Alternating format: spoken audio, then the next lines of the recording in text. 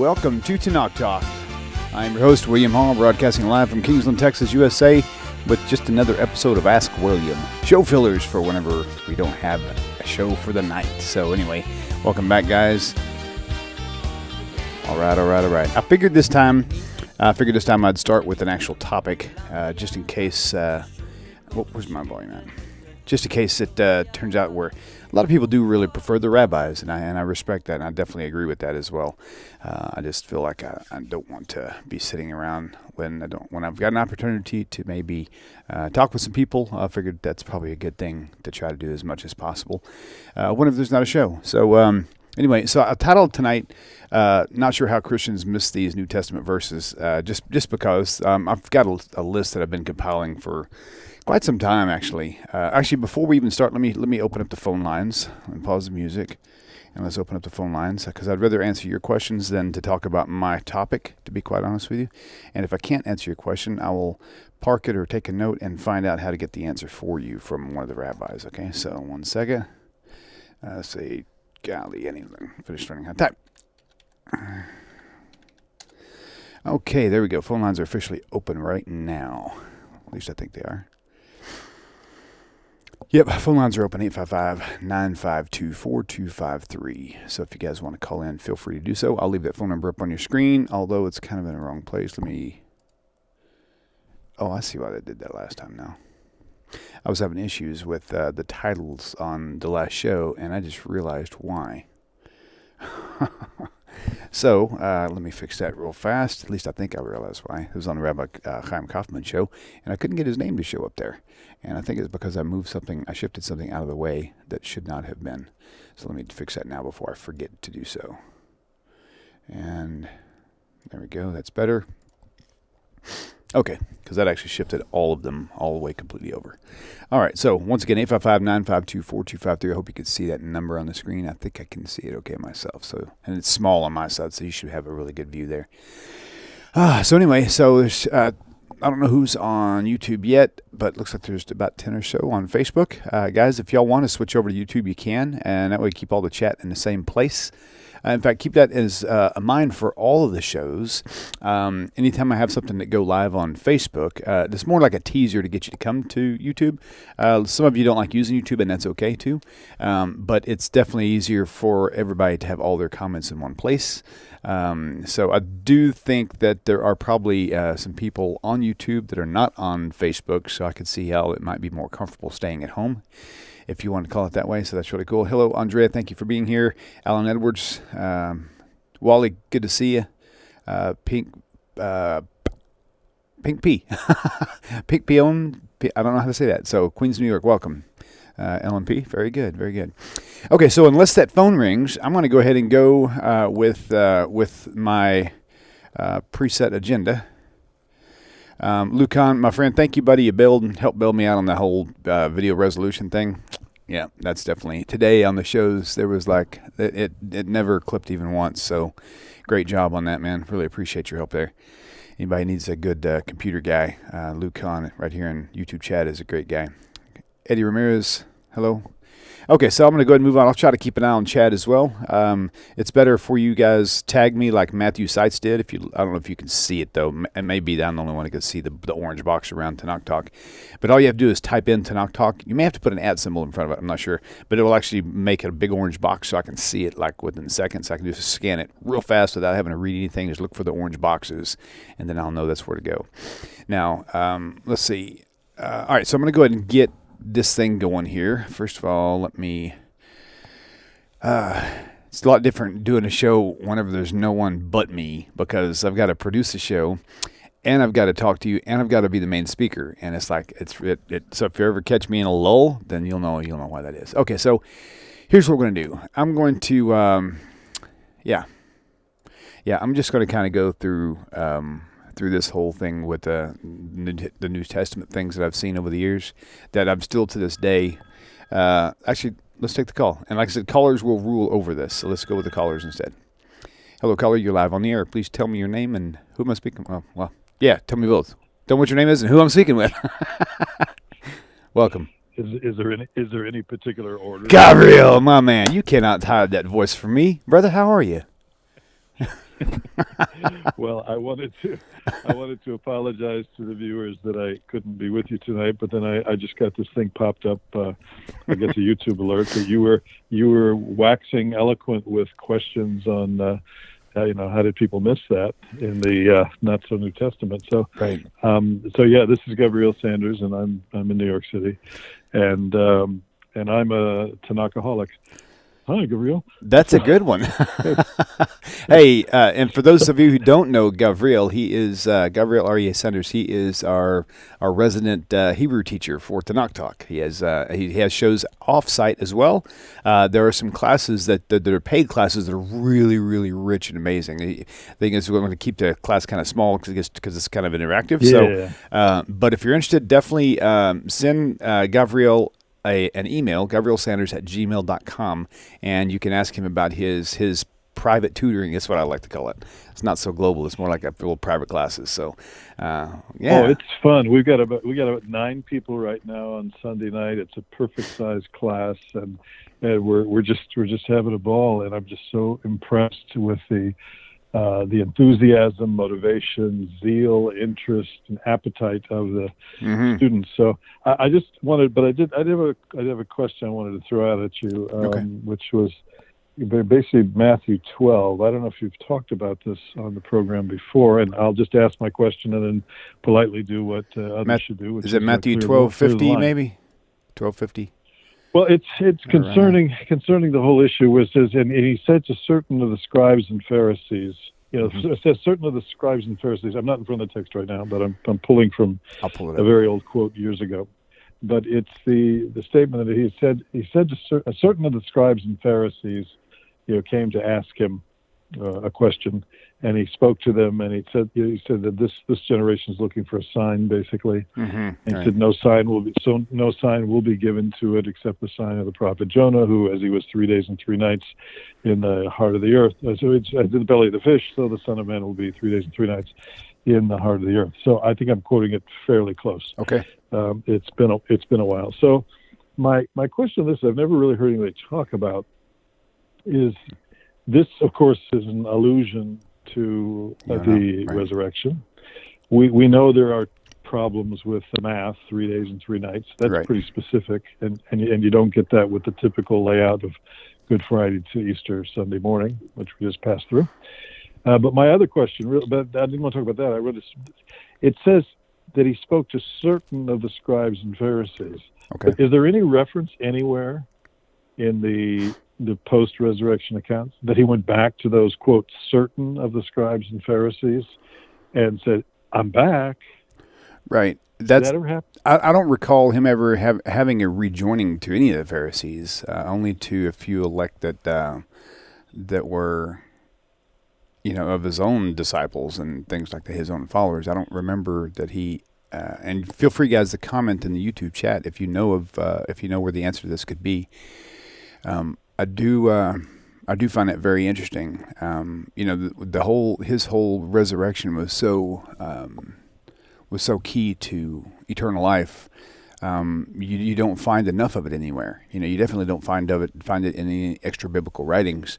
And again, here you're kind of pointing out something I never really thought about much, is you don't even really find it his resurrection account being exposed to the Pharisees at the time in that regard, if that's the case. Well, that's a great point you bring up. But if the post-ascension period was 40 days, the run-up to before Pentecost, then during those 40 days, we don't. There's no way to know this. There's no answer for this. Nobody has a crystal ball on this or any Kabbalah on this. And by Kabbalah, I mean a received transmission of tradition. That's what I mean by that. Sure. But what was he doing? What was he doing for 40 days? Wouldn't this be the perfect time, for example, to appear before the Sanhedrin? Say, see, you were wrong. Show up to Pilate. Oh man, yeah. These are, if you're gonna, here's my question, and I've never had anybody answer it, and I don't expect you to, because I don't think there is really a meaty answer to it. But if the issue of eternal salvation is contingent upon belief in the resurrected Savior, and yet the resurrected Savior, even when he's on the earth, didn't even go back to the people that he spoke to, certain of the scribes and Pharisees. And I know I'm picking on a phrase, but I'm picking on the phrase to make a point that it's a great point. He said, "This is the sign that you're going to get." He said, "No sign's going to be given." He said, "This is the sign." That's true. Right? This is it. That's you it. know, I mean, it's pretty that's a pretty absolute language. Right. So anyway, I just wanted to talk. I think that's fantastic. That is a fabulous point. I never connected the dots on that before tonight. Thank you for pointing that out.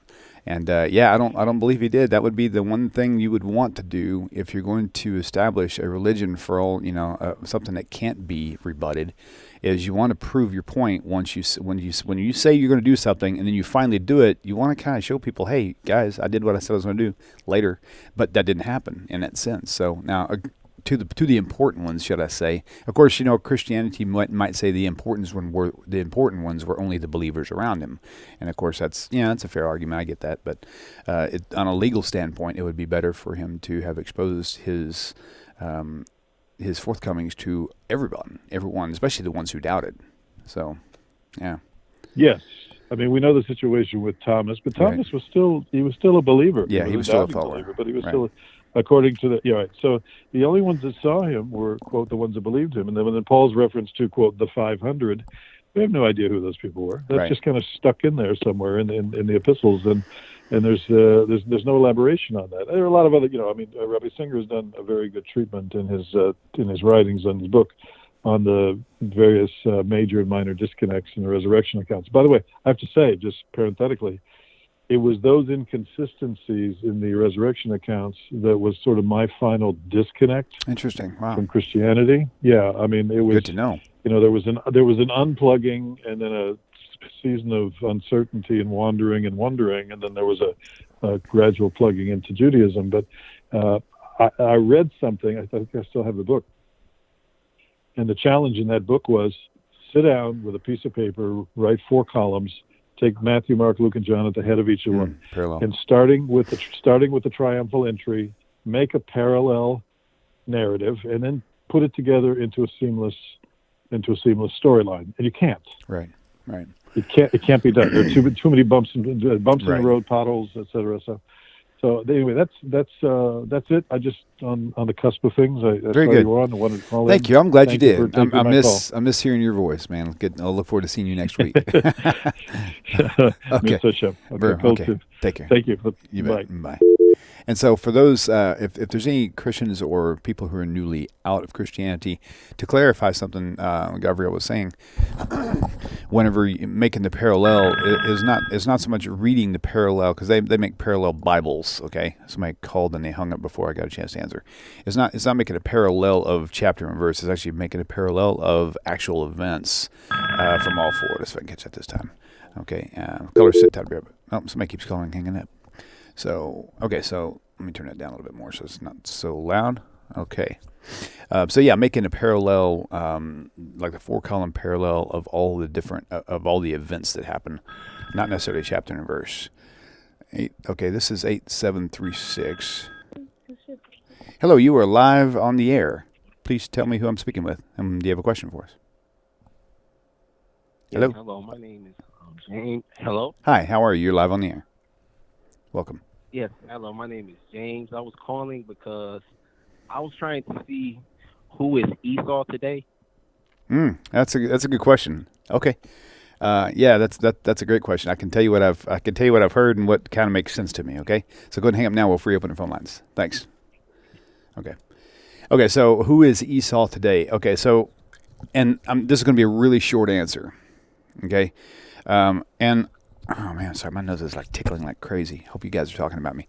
Anyway, so Jacob and Esau, I'm going to kind of piece it together for you the way it sets in my head right now. And understand not everything I think is accurate. I'm just telling you where it's at the moment. And so that phone number keeps calling back. I'm just going to pause, turn this down for a second. And so Esau you have Jacob and Esau, the brothers. In short, in a really, really short answer, my image would be this. Jacob, and I'll explain in just a second. Jacob is what's representing the Jewish people today, and Esau would be representing Christianity. Now, I'm not saying that Esau was a Christian, but Esau basically, a word that I heard it was used, man, it was just a nice fancy word, but I like this, transmogrified into Rome, right, eventually. And then Rome is where the Catholic Church, the actual all churches began from Rome. So Esau today, in the sense of things, in my opinion, would be that is the heart core of, I guess you could say, mother Christianity, of Catholicism, which, all of Christianity is pretty much Catholicism's offspring, if you want to call it that, for the most part. So anyway, that's the short answer, but that's all I got, man. Sorry. So Matthew Sight says, did it ever... Oh, wait, you had another question. Hang on. Let me go back up. Or somebody else did, because that's not the one I read a minute ago. Let me go back. Try to catch these in order. Oh, it was still Matthew. Okay, so that's it's really interesting you bring that up, Matthew. It says, so Jesus' image showing up on toast or an omelet does not count as a question. And of course, he's not asking a question. He's presenting it as a question for possibly for other Christians out there. And so my whole thought on that thing is, has anybody ever taken that toast and compared it to a photograph of Jesus? How did they know if that was Jesus? Yeah, it could be real, but maybe that's God saying, hey, Jesus ain't your man. Moses is your man. So that's something to consider, I don't know. It's just, who knows whose image is on that toast to begin with, I've seen a lot of nice fabrications also on toast that were pretty neat. So moving on, let's see. Yeah, actually, that's something that was part of my testimony, Matthew, about did it ever feel to you or others that naming him in prayers was uncomfortable? And yeah, I eventually stopped doing that, and that was kind of the red flag that everybody started seeing when our Messianic group began to kind of fall apart before I shut it down. So, okay, going back. Hello, Dr. Zimmerman. See Janice Hart, King Trevin. All right, so let me go back here. So I'm going to, unless the phone hits again, I'm going to pick up on this list. And if it rings while I'm in the middle of something, I'll leave it on hold, which right now it is ringing, but I haven't started yet. So caller, you're live on the air. Please tell me your name and if you've got a question.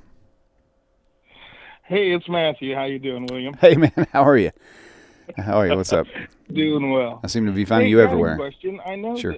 that through a lot of the studies, they talk about that in the Talmud and the Mishnah that there is reference to John the Baptist, but we never find out what that reference is or what anybody thought of him. I didn't know if you had an answer on that. I have never even heard his name mentioned in discussion about the Talmud. Only Jesus, and there's and the name, I guess you could say, Joshua, which would have been probably closer to Jesus' name, Yehoshua or something like that, was a fairly common name, so they're not really even sure if it's even talking about the Jesus of Christianity. But as far as John the Baptist goes, you're saying he was called out specifically with that title, or just John? I think he was called John the Baptist. I know that was interesting. I can't remember which one of the rabbis had said something about it, but I always found that interesting that he was in the histories, but yet, the rest of it wasn't. So right, gotcha. Cool, seeing man. if you knew anything on that. Yeah, sorry I couldn't help you there, boss. Thanks for calling in. All right. All right, later. Thanks, bye. brother. You bet. Bye. Okay, cool. So so the title of the show, in fact, I probably will, let me go on that first. I'm going to turn the phone lines down for a minute, and if I notice it ringing, I'll go ahead and answer it, and they can stay on hold.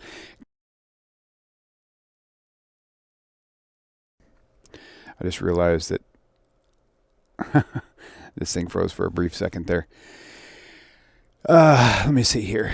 So I just realized that the title of the show tonight, I need to make sure I put that information in here because I don't like using clickbait. And if we take calls all night long and I never talk about that, it's going to get some people kind of bothered about that. So let me go ahead and move forward with that real fast, okay? And so I'll just have to keep a mental note that we are right at 20 minutes in, and that'll be where we begin to talk about the title. So about 20 minutes in. Very good. Okay, so going back to the title, not sure how Christians miss these New Testament verses. All right, these were verses that actually led me out of mainstream Christianity and into the Messianic movement. There's a lot of stuff out in the New Testament that is very, very highly pro law, And these are the kind of the things I just, in my mind, I couldn't understand how they were missed. And why did my Facebook, I've got 2 pages open, hang on. Where's that? Now I got to reopen Facebook again. So I want to make sure I read them off for you in order, the way I've got them, because it's just easier to follow that way. But one thing I've noticed, even though we're finding out that there are things that Jesus had done himself that were anti-Torah in nature, anti-law, or against the law, so to speak, in nature, and almost kind of precisely, like very specific things that he did that was very blatantly against the law. His message overall, on the other hand, was that of keeping the law. And so, man, Facebook updated, and it's hard to find things here anymore. Let me see if I can figure out where I found that at. I may have to pull them up on my phone. Wait a minute, see your profile. That's probably it right there. Yeah, there it is. Okay, cool. I think I just found it. Okay, good. So I've got notes in here that I've been writing over the past period of time. So this list here, let me see. And if you want this list, just send me a message. Actually, if you want the list, send me a message on Facebook, because it's kind of hard for me to go and copy and paste, because I'm usually, when I get these messages, I'm out in the road on a job site or something. And oftentimes I'll forget by the time I get home, and then it's a lot of work to go back in and copy and paste and paste it into emails and things like that. So if you're on Facebook and want this list, just send me a friend request or send me a message, and I'll tag you in the original post. And so there's two lists I want to go over with you. Okay, one main one first, though, because we may not have time for both. I'm going to try to do both of them. Well, where are you? There it is. I just found it. Okay, cool. All right, here we go. So, okay. So the first one, I try to put them in letter order, in chronological order, and I think I did. But a lot of them are kind of repeats. But also, you kind of have to go back and read them in their original text. In fact, a lot of Christians will probably do that, because some of this stuff I actually paraphrased. In fact, I think I paraphrased everything. But really, I did this to point out what the context of this was. In fact, I'll look them up just to be on the safe side. So let me move this over here, so that way I can actually not cover up 2 screens at the same time. Okay, give me 1 second. And now let me open up the Christian New Testament here. Okay, Matthew 5 here. In fact, I'll put the Bible references on your screen as we go through them. And if we don't have time to get through them all tonight, then we'll do it again. But I've got basically a 2-hour time slot here. I can work with you guys if you're interested. So let me go here now and pull this up. 1 second. I forgot which screen I put it on. There it is right there. Let me crop this, though. So there's a handful of Matthew we're going to go through first. And I think the first chapter we're going to hit in Matthew is Matthew chapter 5, which is chapter Gabriel was just mentioning. I'm going to move my ugly mug shot to the side, so that way I can make this as big as possible. Let me, sorry, this is, again, I usually do this stuff while the other person's talking. No worries, though. All right, so make this big like that right there, and we'll switch it over here. Okay, so now here you go on your screen. Okay, so the first one was Matthew 4 was the first one. Let me go, and I haven't reviewed this list in forever, so y'all have to bear with me on, how do you get there? Oh, here we go, Matthew 4. Okay, Matthew 4, verse 4, I'm just going to read it. Okay, but he answered and said, "It is written, man shall not live by bread alone, but every word that proceeds out of the mouth of God."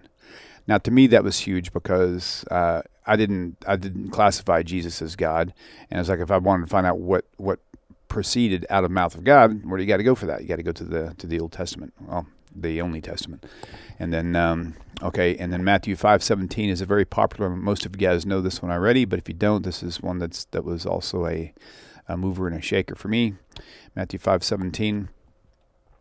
Think not that I. Now, first I'm going to read it the way Christianity understands it. Think not that I have come to destroy the law or the prophets. I did not come to destroy the law, but to destroy the law. Because realistically, when you put something away, you're not using it. What are you doing? You're nullifying it.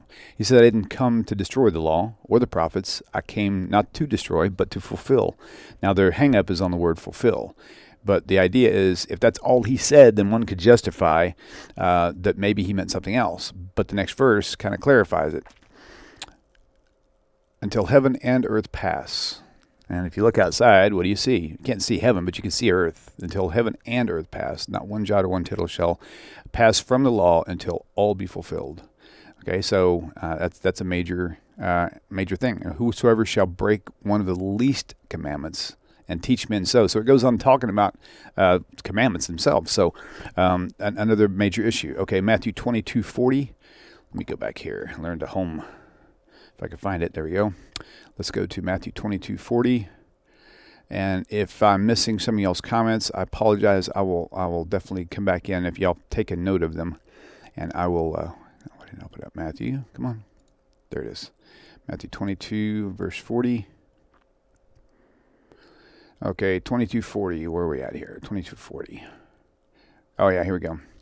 Let me back up. Where does this go? Jesus said to him, verse 37. Wait. One of the disciples came and said, Master, which is the great commandment in the law? Jesus said to him, you shall love the Lord your God with all your heart and with all your soul and with all thy might. This is the first and the great commandment. The second is like unto it, you shall love your neighbor as yourself. Now, pretty much everybody believes that the big 10 commandments were really, really huge, but this would kind of make 12 because these are two separate commandments that aren't listed within the 10 specifically. Now, granted, we know that the 10 commandments are more categories of laws, but Christianity doesn't understand that. On the second is like unto it, love your neighbor yourself. On these two hang all the law and the prophets. So why would something hang somewhere if it was been done away with to begin with? Why would something be sitting somewhere? So the logic of it doesn't make sense to me at all. For them to say that this is also definitely him not teaching the law, I think it actually is. Okay, so Matthew 23 verses 1 through 3. This is a really, really huge one. Oh yeah, this is 22. So let's go to 23. This is a really huge one. Okay. Then spake Jesus to the multitude and said unto his disciples and said, the scribes and the Pharisees sit in Moses' seat. What does that mean? That means that they are the ones who are practicing the law. All, A-L-L, all therefore whatsoever they bid you to observe, that observe and do. Stop right there. That's it. That's all you need to know. But they keep reading and say, but don't do after their works, for they say and they do not. So apparently Jesus was criticizing them for teaching the law, but they weren't obeying it themselves. But how is this something that Christianity misses? Jesus said to obey the law. One good answer I heard from a person, I won't mention who it is, said, yeah, but that was all before Jesus died. This is while he was still alive. You were supposed to do this thing. Now, I don't buy that, not even close, because there's no logical sense to that. Because, in fact, looks like I might got a camera messing up here. Let me switch over. There we go. The reason why I don't buy that is because me as a loving parent, if I was getting ready to go on a road trip, right, and I knew I was going to be gone for 2 weeks or 2,000 years, whatever you want to call it, right, and I wanted my kids to learn something very, very important, well, I would want them to know how to behave when I'm gone, and that's what I would be informing them on. When I leave, this is how you better behave, because this is what I'm preparing for. Okay, so for them to say that all this stuff only applied while Jesus was alive makes no logical sense at all. So that's pretty much the end of that story. Okay, so moving on. There's a lot to go through. There's actually about 50 or so here, and I'm not, at this rate I probably won't make it all.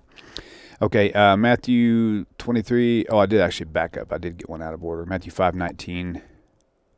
Oh, yeah, here we go. Matthew 5:19. Jesus said, everyone who does and teaches the law will be called great in the kingdom of heaven. Now, those are my words. Let me go back and read exactly what it says, because, again, I paraphrased pretty much all of this, and I don't want to be accused of misquoting something. So, Matthew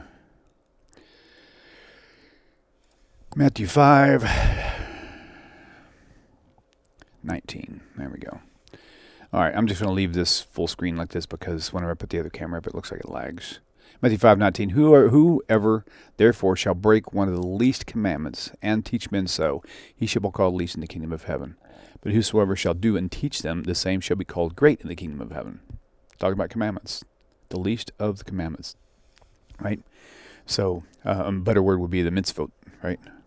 So Matthew 23:23. Yeah, we are jumping around a little bit. I guess I overlooked some on how to keep them in order.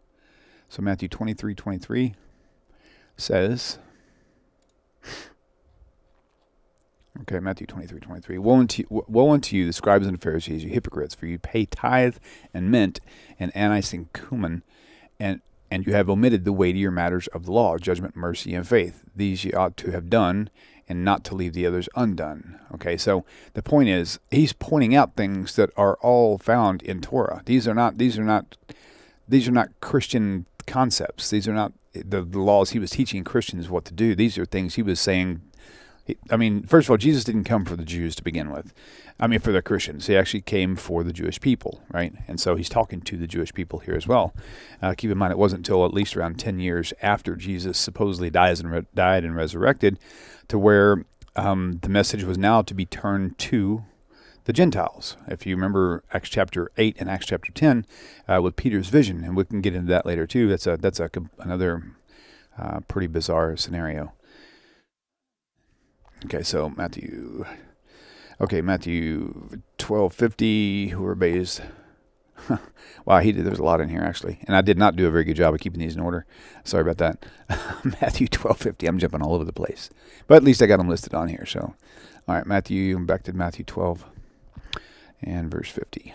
Let's see what that says. Okay, Matthew 12:50. For whosoever shall do the will of my Father, and I know that sounds generic, but everybody knows the will of Hashem is, I mean, what is the last will in Testament? These are how you handle things.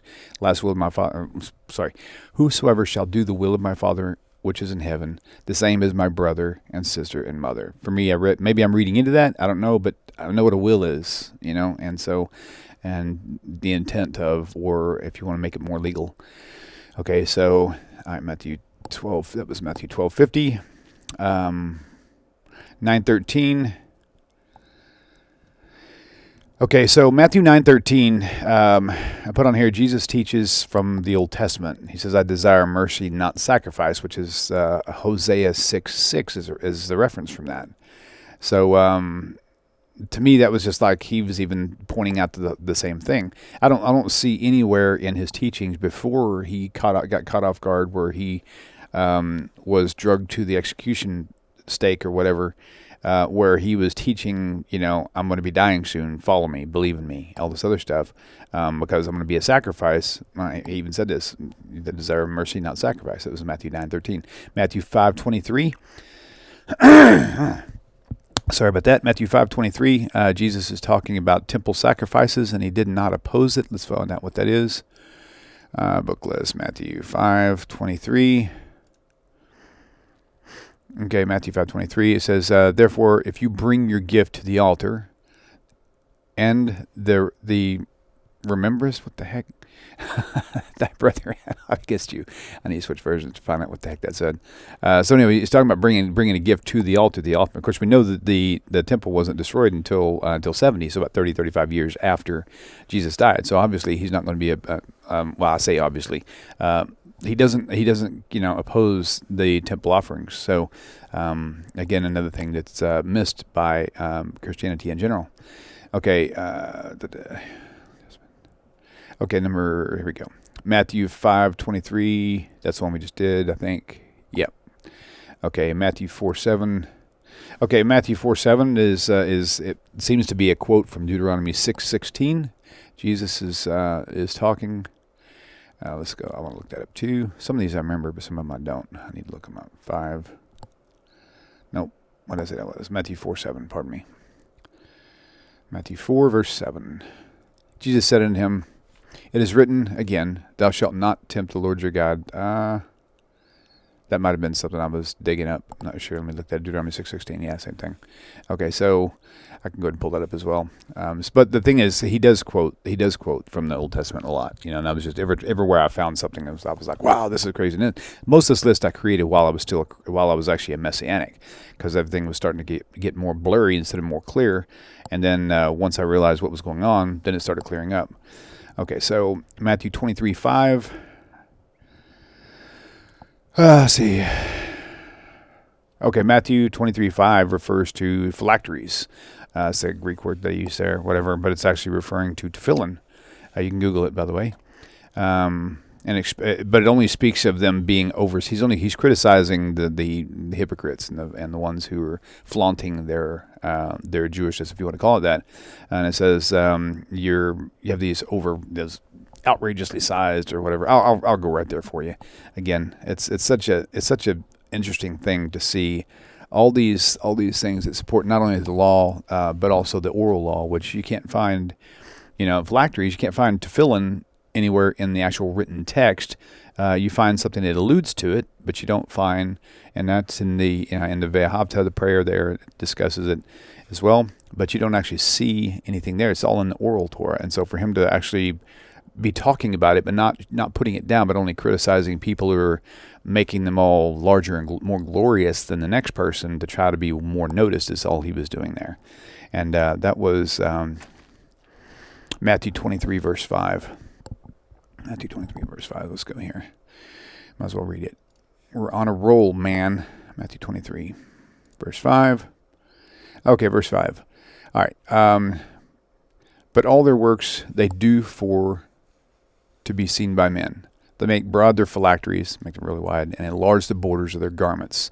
And that's supposedly that's a reference to the tzitzit, that the fringes, or at least the area of it. I know some talits that you see, which are the garment that has the four corners with the tzitzit on them, have, at least the ones that I've seen, have got on the border, has got just at least around the collar side, it's got a long strip. It's got fancy writing and stuff in it or whatever. But I think it's more alluding to the large fringes on the borders. So there's a lot more here, but I don't want to stay in Luke, and I don't want to stay just with Jesus. This goes all the way up through John. There's 1, 2, 3, 4, 5, 6, 7 in John. There's 4 or 5 in Luke. Mark's got a handful, but I didn't actually go through Mark, so I'm actually missing some of theirs. But we'll go into Acts now, because now we're talking about a different author, supposedly. And now, granted, we don't know who the authors are of the Gospels. We know that Paul does have a lot of authorship in the New Testament, and Luke, Acts, supposedly the work of it's in Acts 26. No, Acts 10. Man, these are all over the place, too. I thought I did these in letter. Oh, I did them in letter order. That's what I labeled the note letter order, not in chronological order. That's why. Okay, that makes sense. At least I've got all the ones together. So Acts chapter 10, verse 35, Paul says, if we work righteousness, we will be accepted by God. So let's see what that says. Acts 10, verse 35. And Paul is a strange cookie, because he has a lot of pro-Torah things. I mean, a lot of them, but he speaks out of both sides of his mouth, and it could be that he was speaking to different audiences. Maybe that's why, or maybe his message began to change over time. Like many of us, our message does change because we learn more. So that's kind of what that could be. So Acts 10:35. Let's go there. Okay, Acts 10:35 says, I need to put that back up on screen, but I don't like that camera lagging the way it does. Let me see if I can just do that. If y'all can ignore the camera. In fact, you know what I'll do? I might even if that camera's still lagging, and it is like pretty bad. Wait, maybe I can input the camera I'm using now on it. Let's try that. I'm going to close that camera off. Bye-bye. Go. There we go. Okay, I'm going to move the screen over so you can at least see where I'm at. But give me a second. You can look at verse 35. But in every nation he that feareth him and worketh righteousness is accepted by him. And we know that works of righteousness, that's not just doing what is good in your own eyes, but it's actually doing specific things that brings righteousness. And so here, let me get this webcam up. Bear with me 1 second. I've been getting a lot of the same calls from the same number, but they're only calling and hanging up like instantly. So I don't know who you are. I'm hoping you're having phone issues, but because it's interfering with the ringing in of other phones, I'm going to have to block that number until further notice, till I can figure out why this thing is not able to connect. Okay, so here we go. Oh, here, I'll give you a different. No, that camera is actually turned off. I can't give you that camera either. So we'll just go with this one here. Which one did I use? C922. Add. This will be pretty quick and painless, I think. So sit tight and bear with me 1 second here. There we go. And let's scale this down. And there we go. We're getting there. Okay. Here and here. And then I can scoot this over, and that way you guys can see my ugly mugshot while I talk to you. How's that? Okay, here we go. Now I just got to shift it over some. A little OCD. Takes too long to get it perfect, though, so I'm just going to get it close. There we go. Okay, that's a little bit better. Okay, so anyway, where are we at next? Okay, Acts 24:14. That's what I'm going to do. I'm just going to kind of go to them. Acts 24:14. In just a minute, I'll check back up on the YouTube chat to see if I'm missing anything important. So hang tight. We're in Acts, go to 24 and then verse 14. Let's see what he says here. But this I confess unto thee, that after the way which they call heresy, so do I worship the God of my fathers, believing all things which are written in the law and the prophets. That's very interesting. Okay, now the Christians would say, well, yeah, he believes it, but he doesn't actually do it because we don't have to. I mean, there's so many hair-splitting, I would call them straw man arguments in here that just to me are very, just don't understand the logic of them. Doesn't make sense. Okay, so that was Acts 24:14. All right, next one was Acts 28:17. So let's go back up here and switch that out. Acts 28:17. And it came to pass after 3 days that Paul... is that even on screen? Yeah, we're good. And it came to pass after 3 days that Paul called the chief of the Jews together. And when they were come together, he said unto them, Men and brethren, though I have committed nothing against the people or customs of our fathers, yet I was delivered prisoner from Jerusalem. So here he's literally saying he has never done anything that would violate the Jewish people or the customs of the fathers, which is, I mean, think about it. It's all right there. That's Acts 17, too many numbers here, 24, 17, and 18, and 18. Who, when they examined me, would have let me go because there was no cause of death in me. So he's basically shouting for his innocence there, and the accusation of him violating what would be the Torah laws in the sense. So that was 17, 18. And now we've got Acts 2, verse 1. Acts 2, verse 1. Y'all know the whole story of Acts chapter 2. They call that Pentecost, right? Which is basically Shavuos. And so that's just more proof that they actually exercise. This is after Jesus, of course, was supposedly had died. There's activities throughout here that shows them actually celebrating these only Testament holidays. The holy holidays. Let's see. Pentecost. Okay, so Acts 20:16. Okay. Oh yeah, there we go. Acts 20:16. Let's see what that is. I don't remember. Something about the holy days there too. So I wished I had got these in order and I could look them up in order, but it's gonna be harder for me to keep track of because it would make more sense context-wise. Okay. Acts 20.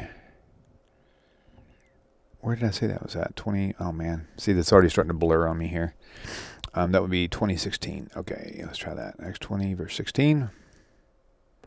For Paul had determined to sail by Ephesus because he would not spend the time in Asia, for he hasted, if it were possible for him, to be at Jerusalem the day of Pentecost, or Shavuot, right? And so, again, we have Paul really, really pushy about making sure he's keeping the feast and keeping all this stuff in order. Okay, I'm going to read down my list now, and I'm going to bring something up to you that I think is really, really dynamic. There's a lot. There's actually about 20 or so in Acts, 20 verses in Acts that I'm coming across here. Sabbath day's journey. This is Acts 1:12. You'll find that the Sabbath day's journey is the whole concept of that is actually found in the oral law. So a lot of people have issues with the oral law. Who've left Christianity and stuff, but there's evidence of the oral law being practiced throughout the entire New Testament, and there's never any critique of it, like the phylacteries. Well, there's a critique of doing them wrong, but not in doing them itself. And so you would think that would be a great opportunity for Jesus to say, hey, listen, y'all might as well get ready to stop doing all that because whenever I die and I get resurrected, you won't have to do this stuff anymore. There's never once you see anything like that anywhere in the New Testament. So that was a huge movement for me as well. All right, see, Sabbath journey. The The hour of prayer was upon him, Acts 3:1. There's concepts in the Hebrew Scriptures, the Old Testament, if you will, with certain prayer times, and I'm kind of wondering if that had something to do with that. Acts 17:11, it says oh yeah, let me just go there. It was actually pretty cool. And it was cool, but I think very, very disingenuous, very dishonest in this whole thing, if this is what I think it is. Man, I need to highlight. I bet I can highlight these, and that way I can keep my eye on them. Let me try that and see if that works. Let's see. Okay, Acts 17:11. Let me just see if I can do this. Highlight this and see if it'll stay highlighted when I click off screen. Hopefully it will. Oh, that'll make my work a lot faster here. 17:11. Okay, it is kind of highlighted, so that's good. I'll make this work. Okay, these were more. Okay, here we go. And the brethren immediately sent away Paul and Silas by night into Berea, who coming thither, coming there, went into the synagogue of the Jews. These were more noble than those in Thessalonica, however you want to say that, in that they received the word with all readiness of mind and searched the Scriptures daily whether those things were true or so. Now, nowadays I can chuckle at that because to me I say it's dishonest because the New Testament writers have put this in here to say, don't worry about this. We did the research for you. It's kosher, right? However, upon very simple research, you can find out that these things are not kosher. The whole New Testament idea and the whole thing that's going on. Now, it could be that what they're saying is that the things that Jesus was speaking about in their random acts. Now, keep in mind, even if this were a real event, which it could have been, probably was, maybe, I don't know, don't care. But if it was, this isn't documenting every minute of every day that was there. So there's like, if they did that, there would probably, a whole library of books just documenting, every conversation Jesus ever had. So I do believe this is very vague, but I think it's something that Christians misinterpret or mistake for confirming that this New Testament thing as a whole is definitely a good thing, not a bad thing. Acts 21:24. Yeah, I like this highlighting thing. That works out pretty good. Okay, Acts 21:24. My note says, confirms that Paul kept the Old Testament laws and he took part in the Nazirite vow. Numbers 6:13 through 21. So Acts 21:24. Let's go here. I hope I'm not boring you guys, but this is something I've been wanting to do for a long time. 21:24. Here we go. Okay, 21:23 says, Do therefore this that we say to thee. Man, I hate King James. Wow. We have 4 men which have a vow on them. Take them and purify yourself with them, and be at charges with them, that they may save their heads, and that all may know that those things whereof, yeah, you could tell I'm not a ancient writers. The 1611 would have drove me nuts. Actually, I like that even better than this, though. Whereof they were informed concerning thee are nothing but thou. Okay, but basically said, but you are orderly and you keep the law. So the thing about it is you find places in here where Paul goes to offer sacrifices, right? And things like that. It's like Jesus is 30 years gone. And Christians say, well, after Jesus left, then the sacrificial system and the whole temple situation completely changed. But if that's the case, then why is Paul still engaging himself in law-abiding behavior, even though he teaches otherwise in different letters and stuff? Okay, so that's that one. Acts 18:18, Paul shaved his head that was the main one I think I was going to go to, 18:18. Let me go there, see if that's the one. Yeah, see this thing going all over the place. That just gave me a new chore to do. Now I'm going to have to go back and reorganize this so I can get all these in verse order as well. Actually, 18:18.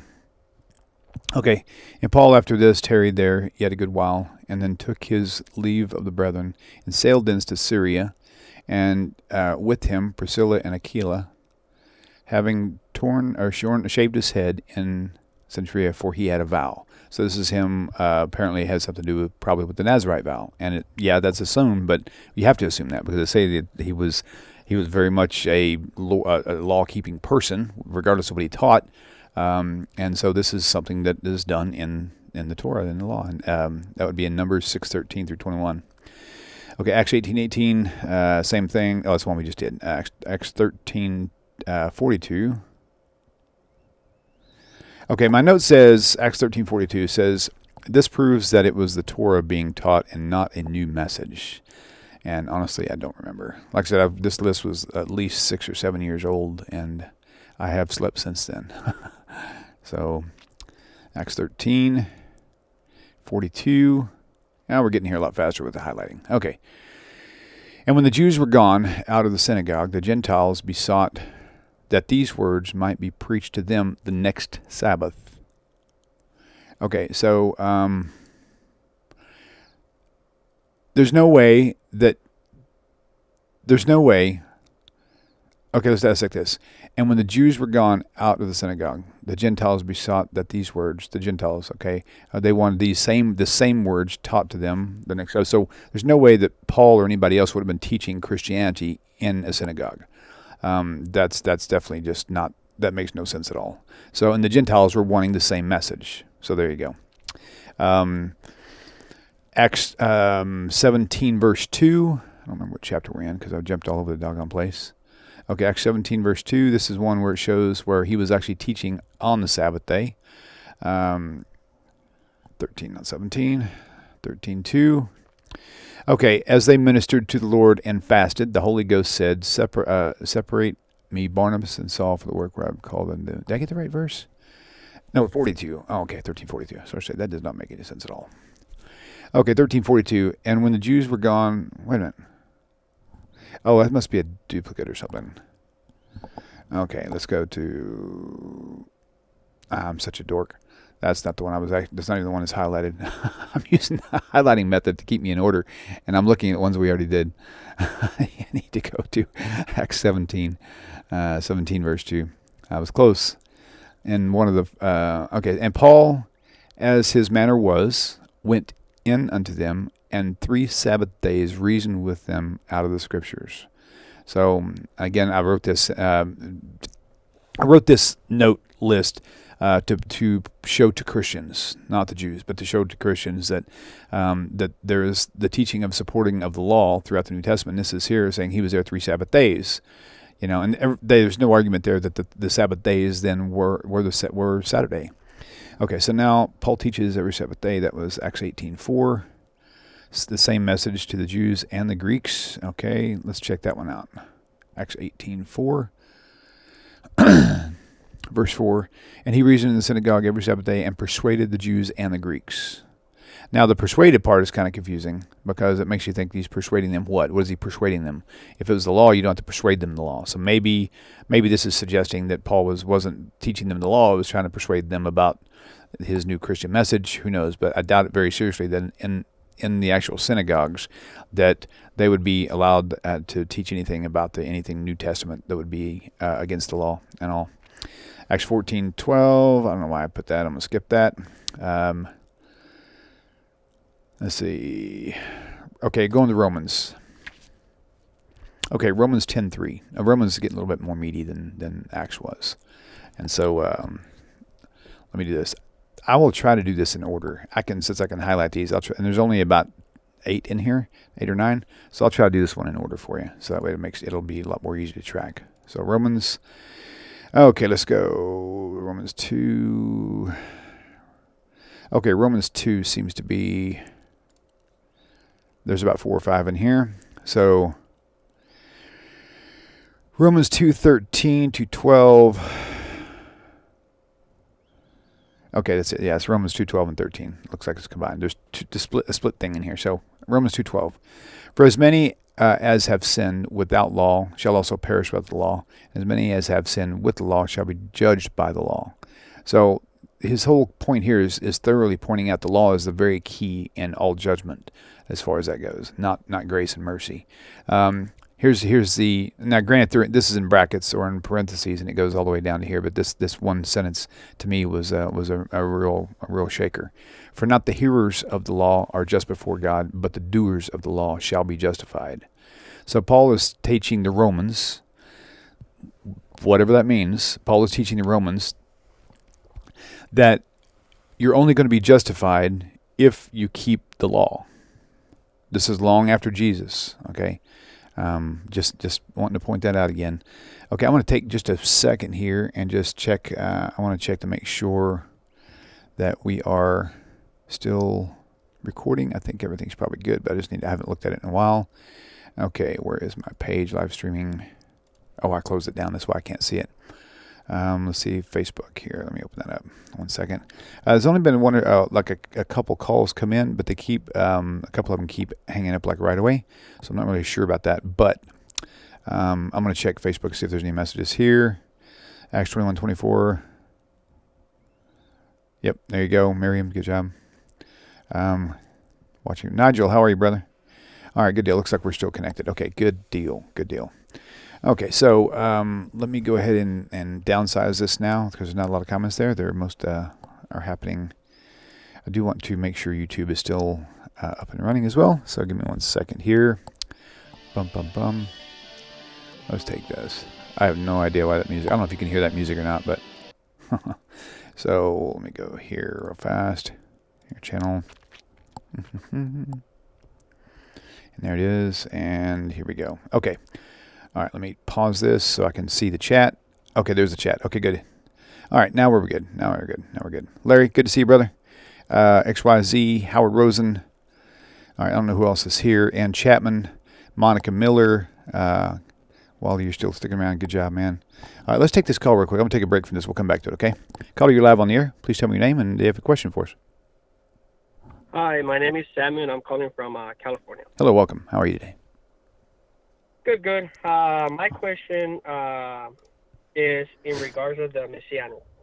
And the question is, why do Messianics believe in a book of the Roman Empire religion, knowing that book was used to kill millions and millions and millions of Jews? How do they do to use that book in their favor when it's actually against Jewish people? Now, are you talking about the Bible itself, the New Testament itself? Yeah, only the New Testament. Okay, gotcha. Okay, fair enough. Okay, yeah, that's a fair question for sure. Okay, good. Go ahead and hang up now, and we'll talk about this for a few minutes, okay? Thanks for your call. Thank you very much. Yes, sir. Bye. Okay, so obviously the New Testament itself is, there wouldn't be Messianics without it. Most of the Messianics that I have experienced in my life, and I've only encountered probably, I don't know, maybe a couple hundred, but they were kind of spread out from different areas. But only one or two were actually born into the movement. So everybody else actually went into the movement. But the thing is, they went into the movement because of the New Testament. They already believed in the New Testament. And so, but by then, their hooks were already so set in believing in Jesus that they couldn't throw him out. So what do? You repackage it. So his name wasn't Jesus. He wasn't a Greek. He was a Jewish boy, and his name was Yehoshua or Yeshua, whatever names they want to apply to it. They want to make Jesus as Jewish as possible, and then you also have the Jews for Jesus thing, which is they're not the same, but they're close. All of it's Christian. So, but why do they believe in that book? That's the only reason they are what they are today. Is because without that book, you really wouldn't even have. You really wouldn't have Messianics per se. The Jews for Jesus thing, like I said, in my opinion, I don't know much about what separates them, but there's so many similarities between them there. So the short answer is that's the only thing that they have, and they can't get rid of Jesus, so they're going to have to keep him, and which means to keep Jesus, they got to keep the book, and to keep the book, they got to find out where the law was taught in their New Testament book full of letters. And this is how I got exposed to all these verses too, is when you start looking for something and you're told to look for something that's shaped like this and it's got this color and it's got this smell, it's easier to find. But if I simply say, hey, look for this, but I don't give any hints as to how or where to find it, then it's a lot more difficult for someone to see something like this. And so to give you an example, I went fishing one time with my brothers, my brother and his friends. We used to do bow fishing with bow and arrow. We used to get carp and gar, kind of clean them out of the water because it was overpopulated. And so first time I went with them, had bow, had the arrows, had the right hand gear, protective gear and stuff. And they told me to say, hey, there's some there's all this carp and gar right out here in this pond or this big open water. And I was excited. I was okay, cool, let's go. So I was out there looking, and I didn't see a single thing anywhere. At the time, it wasn't gar; it was just carp. And I'd always pictured carp. I've seen carp before. You throw quarters and nickels and dimes in the pond full of these bright orange carp, right? And so I was sitting here. These guys were just shooting one right after another. And I thought I was just at the wrong spot. So I went down a little further where they were at. And they were still shooting, and I couldn't find out what they were shooting at. And so finally, after a few minutes, my brother looked at me. He goes, you don't have any glasses on. You have to have polarized lenses so that you can see through the reflection on the water so you can see the fish. And then even then, you still have to know what to look for. So the New Testament for me was very similar to that. It took a long time for me to realize that I was already wearing glasses, the Jesus glasses. I needed to take them off, but I also needed to understand key words to look for, and the only way I was able to do that myself is by going back and studying the Old Testament, the Only Testament, and not reading it, but studying it. So I spent 6 months doing nothing but studying the Hebrew Scriptures alone, mainly in the Torah and the laws, and later on some in the prophets. And then I went back to the New Testament again. And then once I had a concept of Torah and the laws, then I started seeing terms that were used in the New Testament, and then also started seeing things that were drawing connection to, like Hosea and some of these other things. And so that's when the scales really started to fall off my eyes, if you want to call it that. So the Messianics, it's a stepping stone for Christians. I'm hoping it is. It was for me. I don't know if I could have left Christianity straight, or at the time, if I would have left Christianity straight and came straight to the side of Judaism. I think maybe I needed the Messianic step to get there. So who knows? Maybe that's all it is. Maybe it's there for a stepping stone for those who are willing to come out of it, though. Anyway, that's pretty much it. There's a lot more to it than that, but as you can tell because of tonight's title and the whole idea. So, but yeah, it's something that they don't think about that. They don't think about the aspect of what Christianity itself has done to Judaism, as opposed to for Judaism in that sense. So it's not something they ponder or even care about, really. So unfortunately. Okay, so phone lines are still open, but I don't have any calls yet. We just hit 1 hour, and it feels like we've only been here for about 10 or 15 minutes. So if you guys want, we'll keep on trucking. And meanwhile, what I'll do, I'm going to keep track of the chat. And Andre or Larry, anybody out there, any of the mods who see any questions that I should that you want me to address, just let me know, and I will bring them up. So where is this? Right here. Okay, good. Get my chat back up. We are all right. Come on, there we go. Okay, super. So I guess I'll go ahead and hit back into this list again, and we're gonna go through this Romans, because Romans is like I said, is very key, a very key spot in this whole thing. Well, I got another call. Let's take that. Caller, you live on the air. This is William. Can I help you? Do you have a question for us? Hi, yes, I have a question. I'm calling from Rialto. Hey, welcome. Thank you, from Yes. Rialto, California. And I had a question. I was just hearing the teaching right now that you were teaching on Messianics, and I also have a question in regards to Messianics. Okay, sure. Messianics, I have a friend that sometimes he makes fun of my belief. I'm in Judaism. Okay. And he makes fun of me because he tells me that he already has his Messiah and we don't have a Messiah. Interesting. What would be a good response for that? Not to offend people, but in order to instruct them. It's very, to me, it would be, you can stay on the phone with me for a minute. For me, my approach with that would be, well, first let me explain something to you. So their idea of Messiah and the Jewish idea of Messiah are different. When they hear Messiah, they think Savior of the world. They think Savior. They're going to save me. That's how we're getting into heaven. So their definition of Messiah is what's messed up. You do have a Messiah coming, right? But you believing in that Messiah does not have any factor on your salvation. We'll use that term since it's theirs. It doesn't have any effect on your salvation. Nowhere in the Hebrew Scriptures does it say that when a Messiah comes that you have to believe in him or to serve him. So that Christianity has made, and I'm calling them Christian because they are, it's just a different package. They created the need, and then they provided an answer for it. But to be able to take that answer, you have to accept what they say the need is. But there is no need. It's all smoke and mirrors, right? And so, for me, I would say, I would just simply say, yeah, I said we have a Messiah, but our Messiah is not the same as yours. I don't know. I'm actually going off the cuff here. So I'm trying to make it to where also you don't want to say anything that would be offensive at all. Always be kind and gentle to him. And it sounds like he's not being that way to you, which is even more the reason why for you to kind of keep that humble road. And maybe just explain to him, say, hey, I said, and just say the New Testament teaches the definition of a Messiah as someone different than what the Hebrew Scriptures actually teaches. It's not the same thing. If it was, I might be a little worried, but it's not. But I would definitely bring up the point that doesn't say anywhere in the Hebrew Scriptures that you have to believe in the Messiah or follow. Well, obviously it'll be followed because any kind of a king figure or ruler figure will have to follow, but not to believe or to worship or to pray to. None of these things. It's just something that's going to happen, right? And when that time comes, everyone will know. Well, when his Messiah came, not everyone knew, so it was a false prophecy that gave him the Messiah title to begin with. That's the easiest form I can tell you. And just part to finish up with that same question, how I mean, because he tells me what he believes is that he believes almost the same as Judaism. The only thing that they believe is that Yeshua is the Messiah.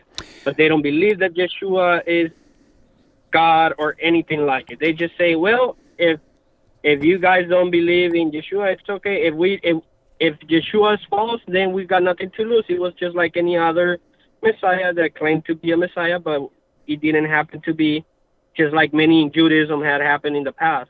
Right. So I would challenge him that if they are fully Judaism, but they believe that he was just a man, but he was a Messiah, I would challenge him to show proof, but put the ball back in his court. Right now he's kind of leaving it in your court, but I would say no. The burden lies on him to prove his, because I mean, it's always been known that the Hebrew Scriptures were here, and it's like, long story short, I would just say, hey, listen, You show me. You're wanting to convince me. So you show me in the Hebrew Scriptures, Old Testament, where it says I'm supposed to follow a Messiah or that a Messiah is going to die for me. None of these things are there. So and there's no Jew that does believe that, right? So for them to say that they are, it's just not the case. There's so many things that the Messianics do believe. They believe in a lot of tradition. Things that are not written in the actual written law. They believe stuff in the oral law and things of that nature. And so I would just find out. If this guy is really a good friend of yours or someone who you really care about and you want to see him get the proper answers and you think it'll be fruitful for them, then maybe just kind of observe him a little bit more to find out what he does believe and how he exercises his Judaism, so to speak, and then see what he's doing that actually isn't. Like, for example, there's for me, first of all, I'm guessing your friend is not Jewish. He's probably a Christian who's turned to Messianic, right? And so exactly. Right. So in Judaism, you're not allowed to wear a kippah or fringes, the tzitzit, unless you're actually Jewish or you've converted to Judaism. Okay, so these are simple things. And so if he's a Christian living as a Messianic, there's no way he's a convert. It's just not there. So even though they say they do these things, they don't. Like, for example, when they celebrate the feast, guaranteed that they celebrate these feasts and they put Yeshua as the key core goal in every one of them, and everything about that idea completely contradicts what the law says. You can't add to or take away from any part of the law, and the law already has things on what this is and what this is, like Passover lamb. That it just doesn't match what the Jesus is. I mean, the history of the Passover, for example. The lamb being slaughtered wasn't something that represented God's holiness. It represented the pagan gods of the world, of the Egyptians, right? And so if they want to say Jesus was their Passover lamb, then they're admitting that Jesus was a pagan god, and they're still keeping him, right? So there's a lot of things that you can just kind of observe them more and just try to find out more of what they're doing. I mean, if you're familiar with Judaism yourself, then just kind of just be observant when you're around them, and then just make mental notes. And then next time they come to you, next time he comes to you and asks you, then you can present your I'm going to call them an argument because it's kind of what it is, but I would present it as a question, a kind question. Well, why is it that that you guys you have these zitzi, these fringes, and they don't have techelet in the blue? Instead, it's got blue ink, like blue dyed cotton. Can you explain that to me, right? And see that's yet another problem with Judaism. They don't do that, And so, in fact, a lot of Orthodox Jews don't even put techelet in at all, the blue, because they're not even sure exactly what the species is. So it's better to not do it than to do it and mess it up. So you'll see a lot of Orthodox Jews will be wearing nothing but white fringes, which is understandable. Just do it that way. Just be kind, be observant, and just prepare questions to go back to him. Anytime somebody asks you a question, they're kind of putting the burden on you. Give them the question. Let them do some explaining for a change. And then you can learn more about their behaviors and patterns as well. Does that sound right? Yeah, just to finish up on what Sure. you said, because I remember that one time he told me very serious. He was really serious, and like he had a that type when a Christian feels like somebody's lost. That's how I felt that he felt towards me when he was telling me that there was this feast where we have a chicken, and we're going with the chicken. Yom Kippur, right? And he was just saying that it's sad for him that we don't have a Messiah and we had to do that. Right. And again, it's all about the definition. There's nothing in the Hebrew Scriptures that says that the Messiah figure is supposed to die for your sins. That's their misunderstanding completely. There's no other way to explain that. That's their misunderstanding. That's not what the Messiah is supposed to do. Now, if you want to, I would say if you want to believe only in the New Testament and don't trust the Old Testament, the Hebrew Scriptures, don't trust the Hebrew Scriptures on what it tells you about the Messiah, then there's really nothing. We're just going to have to agree to disagree. But if you're telling me that you trust, you're a Jew, right, and you're living as a true Jew, want to go Orthodox, whatever the case may be, then we have to trust what the Hebrew Scriptures, how it defines what Messiah is, not what the New Testament, because they're different. They're majorly different. So. Thank you very much. I really appreciate your question. No problem. Your answer. Yes, sir. Thank you for your call. Take care. Okay. Bye. Okay, bye. Okay, cool. All right, let me turn this down. So I want to get back into Romans here real fast. And let's see, switch screens so you can have a little bit more to follow. Where did you go? Oh, there it is. I just had the actual Bible screen is gone. So let me switch screens here. And let's put this back up to Romans. Okay, so we're in Romans. We covered that for not the hearers of the law are just before God, but the doers are. So very clearly here, Paul is teaching to do the actual law itself. Hold on, I got to do one more thing. Something's bugging me right now. Just let me take a second, though. I need to flip my camera around the other way because it looks like I'm staring at the wall, staring away from what I'm reading, and that's got to be kind of annoying to some of you OCDers out there like me. So give me 1 second. I'm going to flip my camera around, or the actual screen around so it looks like I'm facing inward instead of away. Let's see, crop left, right, flip, X, Y, see, Y rotation. There we go. 180 degrees. Boom, there we go. And now you can see me flip around. Bang. Now it looks like I'm paying more attention. Okay, so, all right, going back here. So that was Romans 2:13. Okay, I'm trying to find it on my list here since we took the call. Romans 2:13. Okay, and then Romans... Actually, that's in there twice. 2:12. Oh, here we go. Verse 12 is important too. Let's see. For as many as have sinned. Oh, we did that already. Okay. All right. So now we're going to go to Romans chapter 3, verse 31. Romans 3:31 says, let's go look that up and see. Okay. Romans 3:31. Do we then make void the law through faith? God forbid. Yea, we establish the law. Well, you can't establish something unless you're actually exercising it. And everyone knows that. So again, this is just one of those verses that people decided to just ignore and just forget about everything else, look at everything else around it, and go from there. So, all right, that was 31, and I forgot to highlight that 3:31. There we go. So that's because I'm jumping around. Okay, and now let's see. Romans 8. Okay, Romans 8, 7, and 8 is where I'm headed next. Let me highlight that. Okay, Romans 8. Let's see if I can, this might be faster if I do it this way. 4, or maybe not. 4, 5, 6. Yeah, that's working pretty good. 7. Keep me having to scroll. I've got 3 screens, so my mouse has to hop over 3 different screens. Okay, it's Romans 8, verse 7. Okay, so because the carnal mind is enmity against God, so the mind of the flesh is like strife, totally against God. For it is not, and here's the thing, this blows my mind totally. For it is not subject to the law of God, neither indeed can it be. So Paul right here in Romans is saying that the reason why you cannot subject yourself to the law is because that you are in the flesh. You are carnal. Paul is saying this. Are you kidding me? That's insane. Okay? Romans 10:13. No, Romans 10:4 first.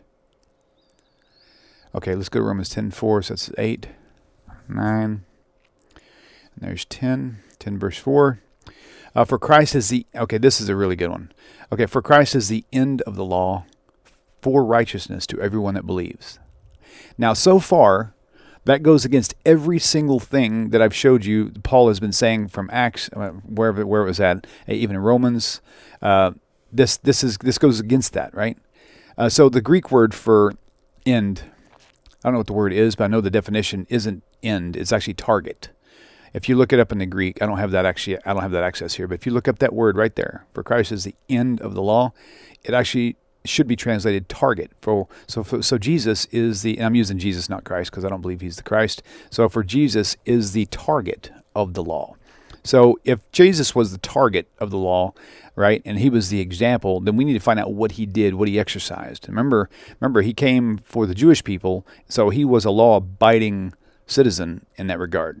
So this is saying that he's still the target of the of righteousness to everyone that believes. Okay, all right. So that was Romans. That was 10. So verse 13 here, I think. No, that's actually a very popular Christian thing. That's not what That's not one of my notes here. Okay, Romans 10:4, Romans 16, Romans 16:26, and I think that's the last one in Romans, and then we'll move on to another one, book list. Okay, Romans 16, verse 26.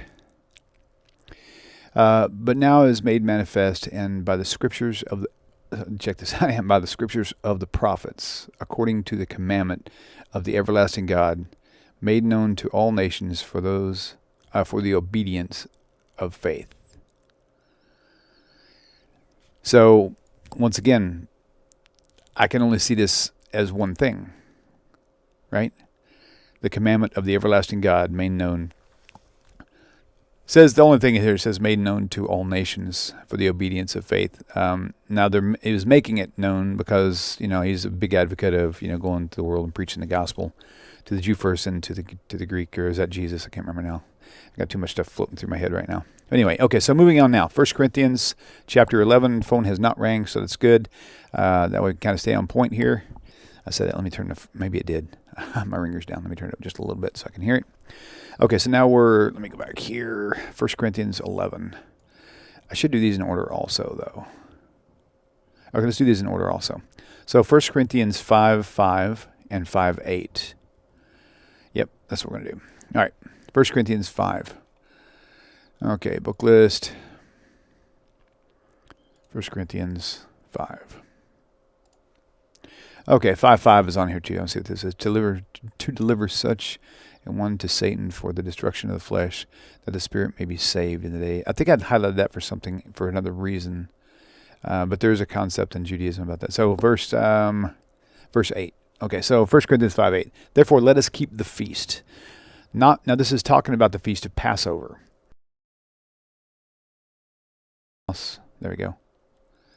Unleavened bread. There you go. Okay, so therefore let us keep the feast. Now, again, this is Paul talking years and years and years and years and years after Jesus left, right? And he's saying you're supposed to be keeping the feast. At least that's what he's doing, right?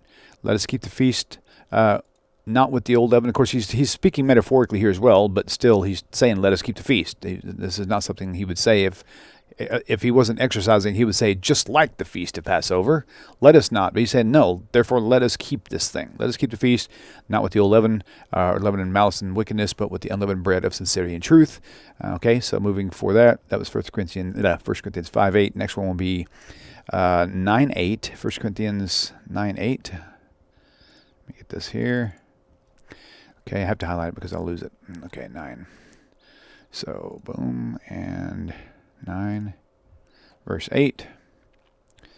Okay, say I these things as a man, or saith not the law the same also. Okay, there's got to be a better translation of this. Hold on. Let me see if I can switch to this here. 1 second.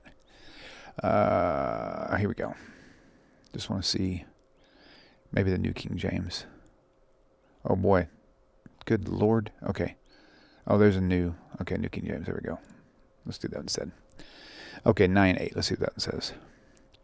Do I say these things as a mere man, or does not the law say them also? So again, he's teaching about the law, right?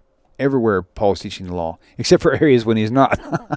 So I know that sounds crazy, but okay, 9:8. Okay, verse 9:21, or chapter 9, verse 21. Going down. To those who are without law, this is where he's saying, "I become all things to all man." But to those who are without law, as without law, here's the key: not being without law towards God, but under law towards Christ. So here, even though Christians interpolate into this thing, but he's under the law towards Christ, he's still saying he's keeping the law, but maybe he's doing it, in a different mindset, but he's still doing it. That's the whole point, right? And that was 9:21. Okay, so the next one will be 1 Corinthians 11, I believe. 11:1. Let's go to 11:1. Okay, 11:1. So now I praise you, brethren, that you remember me in all things and keep the traditions, just as I delivered them to you. Keep the traditions, right? Okay, so now I want to go back to the King James. I want to see if it still uses the same words. I think it probably does, but just to make sure. Because remember, everything I've learned from and everything has been from gleaning from the King James, but I don't know where to find it at now. Screw it. We'll just stay here. Anyway, so keep the traditions. In fact, I do know it says that, actually. I remember it now. So, okay, so that was 11:1, and now we're going to go 11:20 through 27. Let's go down here. Therefore, when you come together in one place, it is not to eat the Lord's Supper, for in eating... Wait a minute. That was verse 20. For in eating, each one takes his own supper ahead of others, and one is hungry and another is drunk. I don't know what my point was there. I know there's a lot of good stuff in that verse, but... Okay, the Lord's Supper, well, this is weird. So the Lord's Supper, their calling was Passover. But it says, for in eating, one takes his own supper ahead of another, so doing it without respect, and one is hungry and another person is drunk.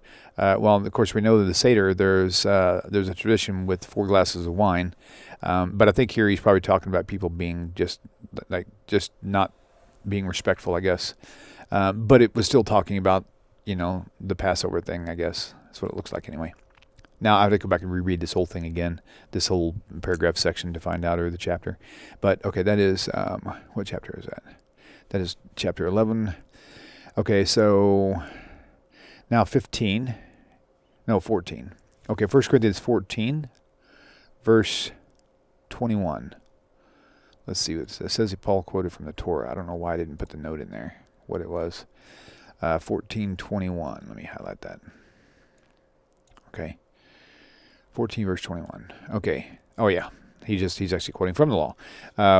Yeah. Okay. So tongues is, now see, this is weird because we've had a show with several rabbis on this, and the idea of speaking in tongues is the way Christians put it out there is definitely nothing in Judaism about that, right?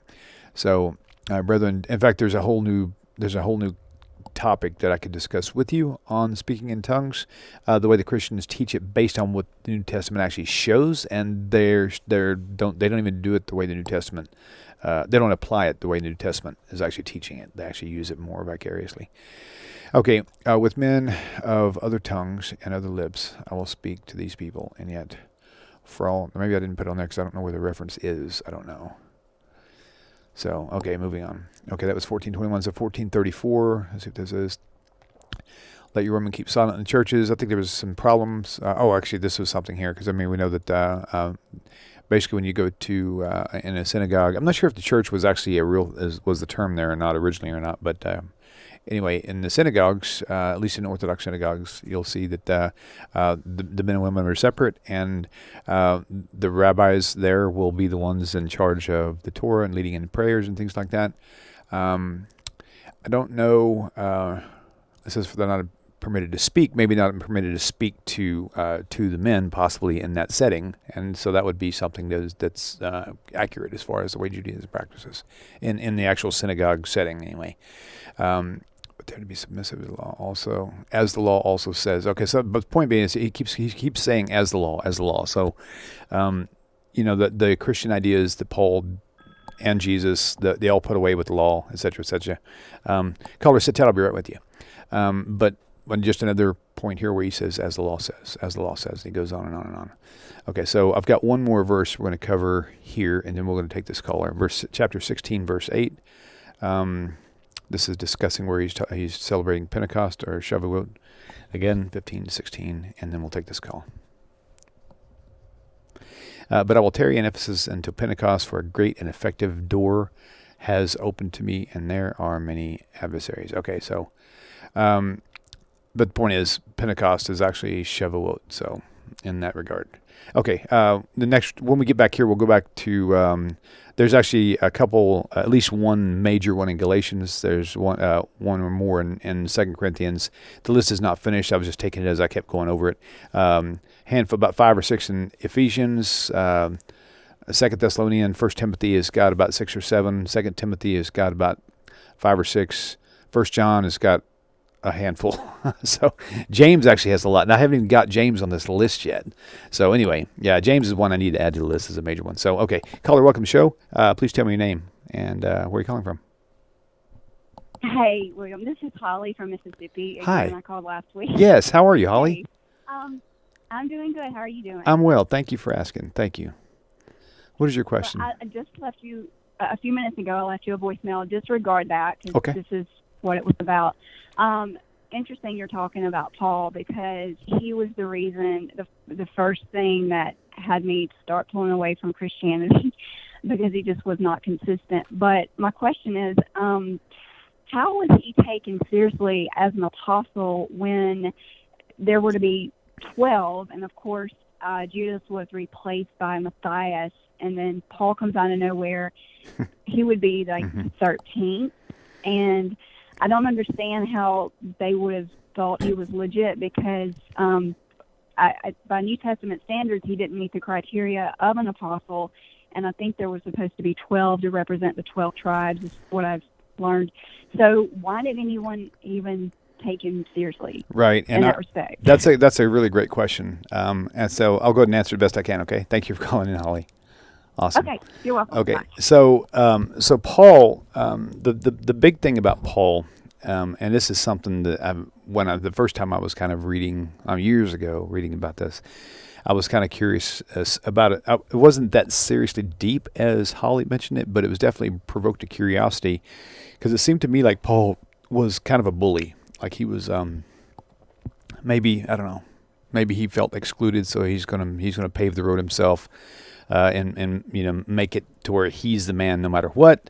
I do know that he was not in agreement with a lot of New Testament figures. I mean, when you have the whole thing with, for example, here's an interesting point. Okay, so Acts 15.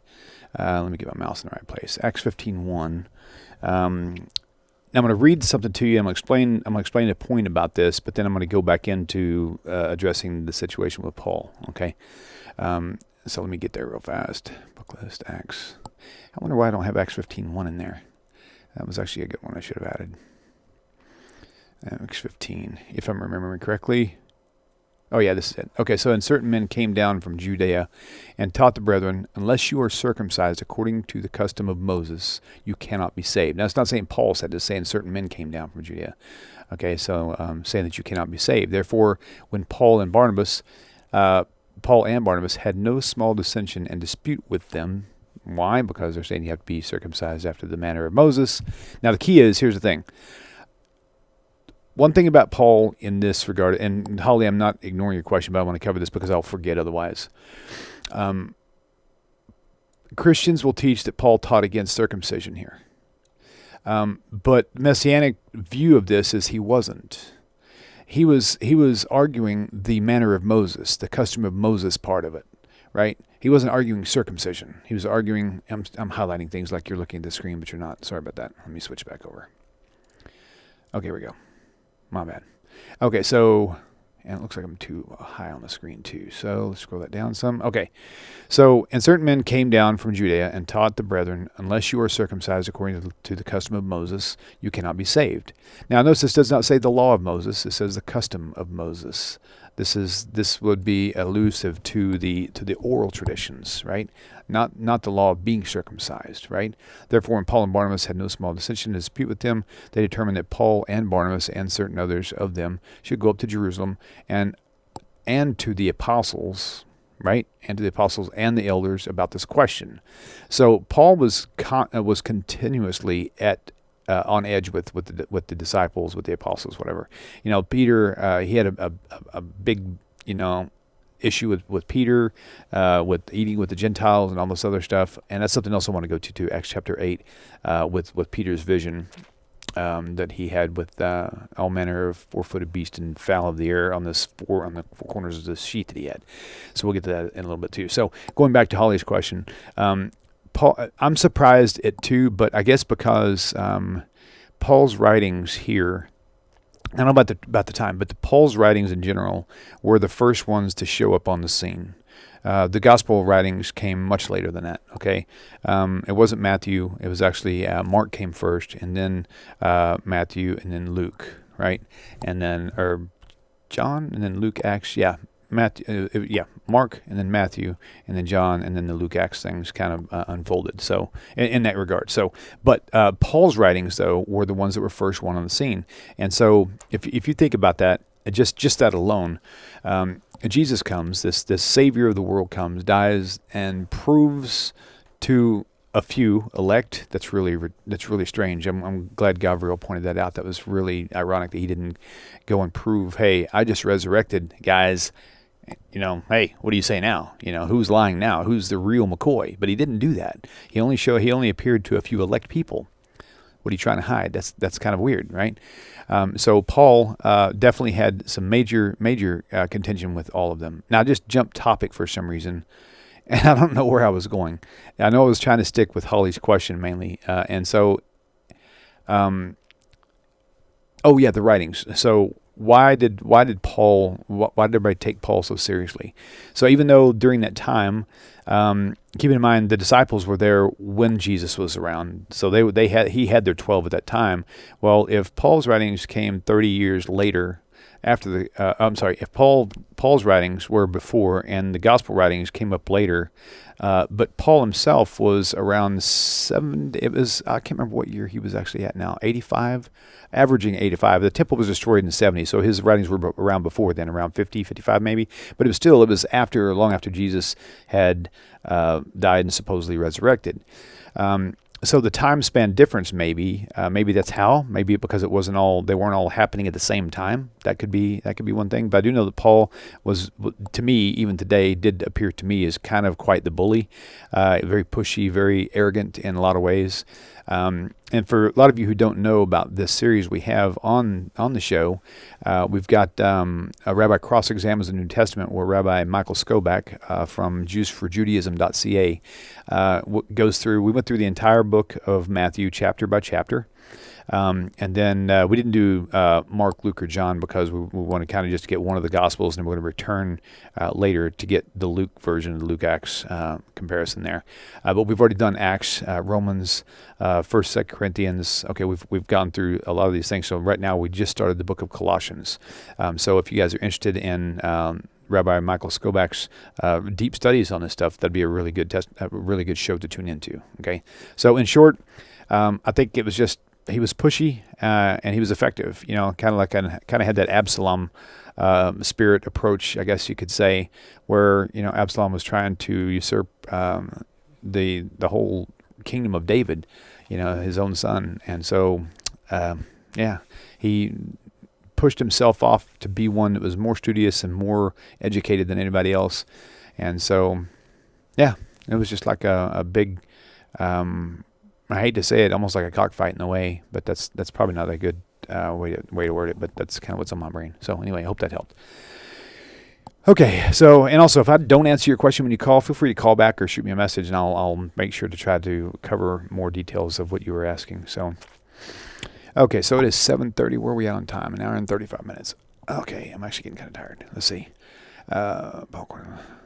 Galatians. Oh, let's go to Galatians, because Galatians is one of the, we used to laugh. I would say, the Messianics would say Galatians is the one letter that Paul should have never wrote because it sounds so anti-Torah. But if you read Galatians 3:13 by itself as almost like a disclaimer of his, it makes you want to go back and reread Galatians, because it makes you feel maybe I missed something then, right? Galatians, Ephesians, there it is, Galatians 3:13. Because there's more anti-law stuff in Galatians than I think there is in any other letter. That's why they kind of say he should have never wrote this. This is like catastrophic for the Messianic believers. Okay, so 3:13, if I'm not the right verse. Actually, this isn't the one. There's another one in here that I want to show you, but we'll talk about this one too. It's Galatians 5 is the next one, actually, and I don't have that written down here either. After this, we're going to go to Galatians 5, and I'm going to try to find that one verse I'm looking for. Okay, so this particular verse says, Christ has redeemed us from the curse of the law. This is where Christians will say this is Paul teaching against the law, that the law is a curse, having become a curse for us. For it is written, cursed is everyone who hangs on a tree, right? The only issue is it didn't say Christ has redeemed us from the law. It says Christ has redeemed us from the curse of the law. The curse of the law is death. If when you violate, then you die. Well, Christ died for us. That's their saying. So therefore, that curse of death, we don't have to die anymore because Jesus died for us. So even here, Paul is not saying that the law is the curse. He's saying the curse is the curse of the law, right? So very simple to get through if you take off the Christian glasses. Okay, so I want to go to chapter 5 and see if it's where I think it's 5. Let me see here. Let's see. 5. There is one verse in here, and I cannot believe I forgot to write that on here. It was very, very important. It was basically his clarifier. Galatians 5. Let me see. Let me look at the list. Maybe it'll pop in my head as I'm staring this out. Okay, so I thought it was actually in 3. It's either 3 or 5. Let's go back and I'm going to scan through 3 real fast. I just want to see. Okay, let's see this one. Sorry if I'm being quiet, but I can't talk and read at the same time. Let's see. Okay, therefore, no, let's see. Okay, dun. Oh man, I got to go back and find it now. But basically, he's basically clarifying his whole point throughout the entire letter to the Galatians. He's saying, and it's basically like saying, guys, don't think I'm doing this to promote this. It's not, because I don't believe that. So that's kind of the influence. I'll try to find that and add that to the list, though. Let's see. If free.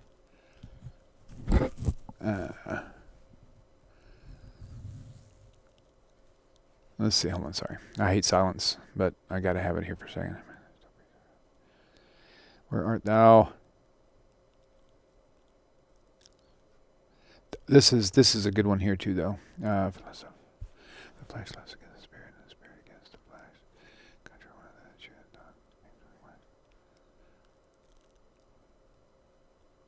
Wow.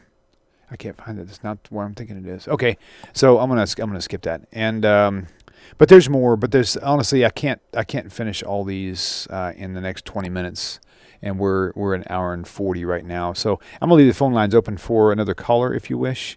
But I'm gonna kind of call it a night because I'm definitely not used to holding doing classes like this. Anyway, I'm enjoying it though, so I'm hoping this is helping you guys out there. So if you guys want to call, I've got just a few more minutes. I'll leave the phone lines open, and if not, I'll go ahead and wind this thing down. But again, send me a friend request on Facebook if we're not friends already. And if you want this list as well as another one, I've got another list where Jesus himself is like 30 or 40. I don't remember actually. Here, I can actually look it up right now. In fact, giving the phones time to ring, I will pull up another list that I created. That actually, this letter was called. This note was, "Does the New Testament teach to obey the Old Testament laws?" However, the other one that I've got, one of the other ones I've got is, here we go. I said, what would the whole thing with the wristbands, WWJD? What would Jesus do? So I put WWJD question mark. What did Jesus say to do? That's the title of this one. And I've got another one that's just strictly Paul notes where he himself has commented on the law. In fact, that may be where that other Galatians thing is. I'll look for it. So this is a list in Matthew, Mark. I don't know if I've got one or two in Luke, but there's a list of probably about 25 verses in the Christian New Testament where Jesus is specifically referring to keeping the law. And let me go back because I want to check that other one with Paul and see if that other one from Galatians isn't in that one. See in that order. And the one most people are interested in, which is something maybe I'll make this another show title because I'm probably going to start doing these shows. I've had not a lot, but a few people have asked me, has said that they like this format and they would like for me to continue this. So I will probably try to do this once a week from now on. But if I do it on a regular schedule, I probably won't be doing it as a filler. So if we have a show cancellation, there just won't be a show during that time because it just takes too much. I spend usually on an average about 20 hours between 2 days, between 20 and 23 hours depending. On Sundays and Mondays combined, sometimes 24 depending on how much video editing stuff I have to do. And so it definitely takes a lot. 2 days, a couple 12-hour days is pretty intense sitting in a chair and staring at a computer screen. So, but the one list you guys want to see is, can Jesus be divine or part of a Trinity? And that list has got a lot of verses from Tanakh that actually contradict any idea of him being part of a Trinity or even being divine for that matter. Let's see. Where's it at? This is the one. Old Testament. Paul. There we go. I'm gonna see if I've got that reference to Galatians. They're not in order either. Dadgummit. So this is all the more reason I got to go put things in order. I'll just quick do 3:12. Paul quoting Torah laws. There's 3:12. I think that's one we already covered though. I think Galatians 3:12, and that's the only one in that list. No, I bet you that's the same one we already did. That's okay, though. All right, well, that's okay. So, with all that being said, guys, I think I am going to log out of Ring Central right now. Okay, I'm officially logged out. Okay, now I'm logged out, and we're going to call this a wrap. So thank you guys for tuning in, and please, if you like the video, share it with your friends. Definitely on YouTube, the more likes you give out there, it'll give it more circulation as well. So I appreciate all your support in that regard. So anyway, once again, so this is where I have to get a bottleneck because I'm trying to do some things here. So as I get ready to close out, I need to get that thing off my screen real fast first, and that's going to go bye-bye now. Boom. Okay, that's out. And okay, so next I'm going to put up, we've got some books here that you guys would be interested in possibly. Judaism and Christianity, A Contrast by Rabbi Stuart at Federow. You can find that at whatjewsbelieve.org. It's also a great website. It's almost like a cell phone app, Jewish Mission and Control. And it's got amazing, you would go to whatjewsbelieve.org on your phone, and then bookmark it and save it, because there's a lot of like questions on there. What did you believe about the resurrection and all this other, and you can click on it, hyperlinks, and it'll go to a full articles on these things. So really great cheat sheet, if you want to call that, for your phone at this website here, whatjewsbelieve.org, and that's where you'll find Judaism and Christianity in Contrast by Rabbi Stuart Federow. Revealing Matthew's Secrets by Jason Lacrosse, a very, very interesting book. I'm hoping he's going to come out with Revealing Mark, Luke, and John's Secrets as well. I'm sure he is. Leaving Jesus by James Wood Jr., and of course, Rabbi Tovia Singer's 2-volume book set, Let's Get Biblical. And the CDs are no longer available. So you're going to want to go to the website. The information on them are, their audio files are available for free online, outreachjudaism.org. And if you go there, you can download all of them at one time, if you like, for a donation of any amount. And I definitely encourage that, because there's so much work went into this stuff. But it is there for free. But for me, I actually went up there myself. None of the rabbis pay me for me to push their information out. I do all this stuff because that's just what I do here. And thanks to you guys giving donations to help me out, it's keeping me from sinking, right? Because otherwise I'd be doing this all on my own, and it's not really an inexpensive journey. So with Rabbi Singer and all these others as well, please, I encourage you, buy the books, the audio files, donate to them, to their causes and everything. Really support their work, because if it wasn't for them, I wouldn't be here. That's for sure. I would be still in Christianity. And so, and so I give a lot of thanks to these guys for all the hard work that they've done. So anyway, well, guys, love y'all. We'll look forward to seeing you guys again soon. Look for a schedule. I'll try to have a regular time slot selected starting next week. It might be on a Sunday, like around a 2 p.m. slot. I'm not sure yet, but as soon as I figure that out, I will let you know. So once again, thank you for tuning in. Subscribe to the YouTube channel, and be sure to turn on notifications so you are alerted every time we go live on the air. Take care, everybody. Shalom, shalom.